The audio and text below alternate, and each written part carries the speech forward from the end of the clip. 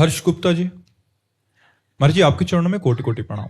महाराज जी, भोरी सखी जी के द्वारा बोली गई ये पंक्ति, हूं तो नीच सवन नीचन में, अब तुम ही आन धरोरी, कब हूं तो श्री लाडली ऐसी कृपा करोरी। महाराज जी मुझे विचलित कर देते, क्योंकि इतने बड़े महान संत के इतने द्रवित भाव, महाराज जी हम जैसे नीच तो। देखो, जब भक्ति रंग लाती है, अहंकार नष्ट हो जाता है, तो सब में महानता दिखाई देती है और अपने में नीचता दिखाई देती है।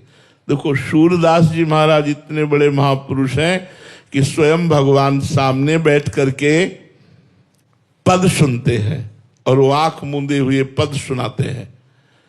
वाह वाह, स्वयं भगवान करते हैं, बाबा और सुनाओ। फिर उनकी लीला के रस भरे पद सुनाते हैं। वह सूरदास जी महाराज कह रहे हैं, मौसम कौन कुटिल खल कामी, जिन मुख को तन दियो ताको न भजन कियो, ऐसो नमक हरामी। मौसम कौन कुटिल खल कामी। जो महापुरुष जन हैं उनमें ऐसी दैन्यता जागृत हो जाती है कि वो अपने को सबसे अधम नीच मानते हैं और सब में भगवान का स्वरूप मानते हैं। ये भक्ति का रंग है ही ऐसा। अगर अपने में गुण हो और दूसरे में दोष दर्शन, तो वो संसारी पुरुष है, वो भक्त नहीं। अपने में दोष दर्शन, दूसरे में गुणों का दर्शन, ये भक्त का लक्षण है। इसलिए भक्ति का रंग ही है, तृणादपि सुनीचेन तरोरियु सहिष्णुना, अमानिना मान देन कीर्तनिया सदा हरि। अपने को तृण से नीच समझना और सबको सम्मान देना, वृक्ष के समान सहनशील होना, किंचन मात्र भी सम्मान ना चाहना, निरंतर भगवान का सुमिरन करना, ये सब भक्त में आ जाता है। जो ईमानदारी से सच्चाई से भगवान का भजन करते हैं उनके हृदय में ऐसा ही होता है। सोचो, दंडकारण्य के समस्त ब्रह्म ऋषियों का त्याग करके भगवान सबरी माता के पास जाते हैं। इतनी तो महान भाव वाली है। भगवान उनके द्वारा चखे हुए बेरों को स्वयं पाते हैं। भगवान नवधा भक्ति की स्तुति सबरी जी की करते हैं और सबरी जी अपने मुख से, जिनके सामने ब्रह्मराम बैठे हुए हैं, क्या कह रहे हैं?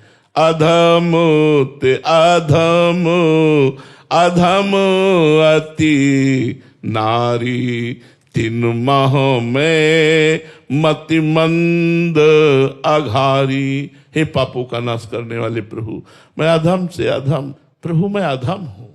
आप सोचो, जिनके सामने भगवान बैठे हो अधम कैसे हो सकता है? तो महापुरुष है।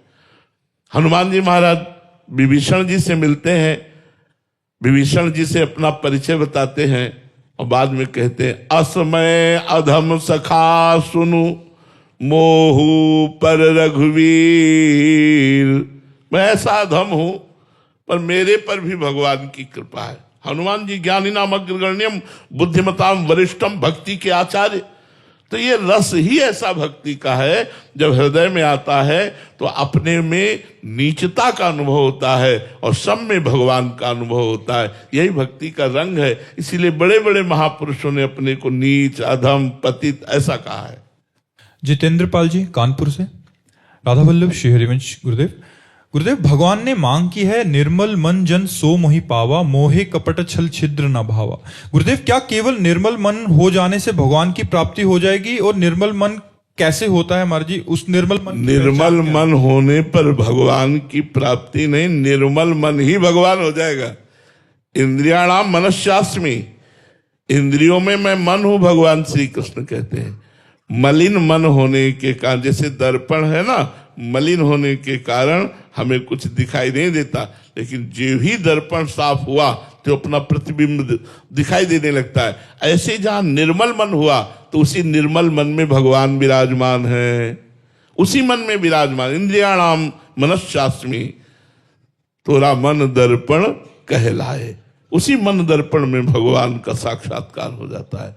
और मन निर्मल करने के सांख्य योग, कर्मयोग, भक्ति योग, अष्टांग योग, ये सब साधन है। ऋषि मुनियों से, साधु महात्माओं से मिलो, उनकी शरण में जाओ, उनके बताए हुए साधन को करो, आपका मन धीरे धीरे निर्मल होने लगेगा। हमारा मन निर्मल हो रहा है महाराज जी, इसकी कोई पहचान है? हाँ, विषय प्रियता खत्म होने लगेगी। जानस तब है जीव जग जागा, जब सब विषय विलास विरागा।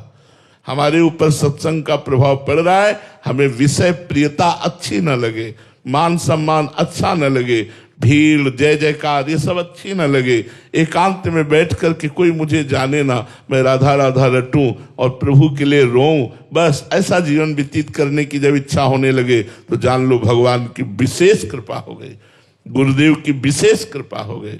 आश्चर्य, जिन भोगों के लिए लोग परेशान हैं उन भोगों की कभी ना भोगने की कसम खा रहे हैं जिनके पास भोगों की बाहुल्यता है।